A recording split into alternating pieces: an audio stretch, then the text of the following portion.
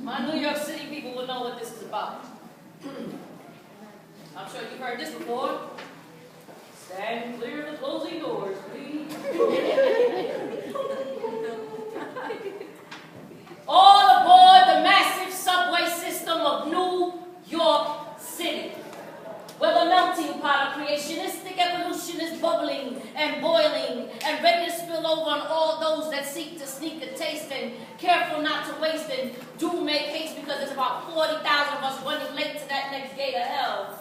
Right away, your way to release, paying exorbitant fees to obtain the American dream of death and regrets, because you can't forget how it is back home, asleep, riding in the opposite direction, diving headfirst into that plantation, hoping to make it rich quick with these scratch-offs and daily pick lotto tickets to change your situation.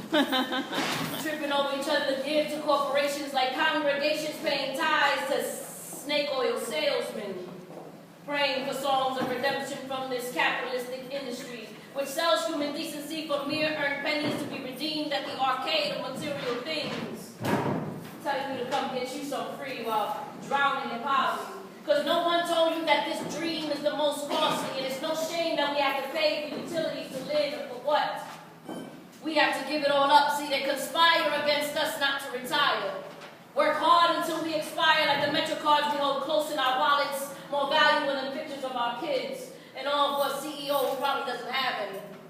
Now picture the imagery of a perfect union if only we had the balls enough to expose, but no, we don't. So meanwhile, he's living on not-so-Virgin Islands, sipping blood, sweating their martinis on your dollar and dime, committing white-collar crimes, lost souls and lives, believing the told lies of what has become of this greedy, seedy, money-hungry city come undone, and you're the one who supports and proudly purports that you're a great team player, a decent wage-earning taxpayer, and still riding these death traps that aren't getting any safer, built on cheap slave labor. More diseases and bacteria and a simple sneeze can change your whole criteria and priority in life, but who gives a shit, right? As long as we're satisfied that we can get underground Wi-Fi. Don't let it astound you. They're bound to confound the surround sounds of your slowly dying, fading out by the soothing music streaming, screaming at your devices. Have you believed that fantasy is real? Commercial appeal to repeal truth that they're plastered all over trains. It's no mistake that most are eye levels. Shit. Selling Android phones and iPads and needless, questionable, fashionable fads to make you forget your ride into oblivion. But it's okay. I'm just like you. Trapped. Paying fares that aren't fair for those on welfare, but who cares?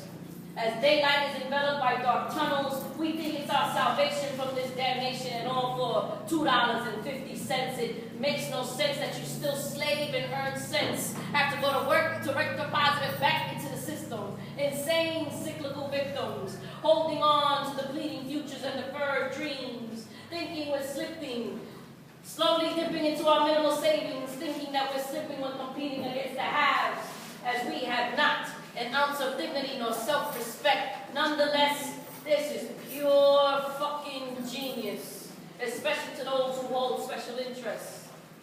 And after all this city does, it makes you cynical, it's typical. It strips you of humanity and has you on the floor as you beg and plead. This stratified society will have no remorse, kicking you off saying, "Stand clear of the closing doors, please." Yeah.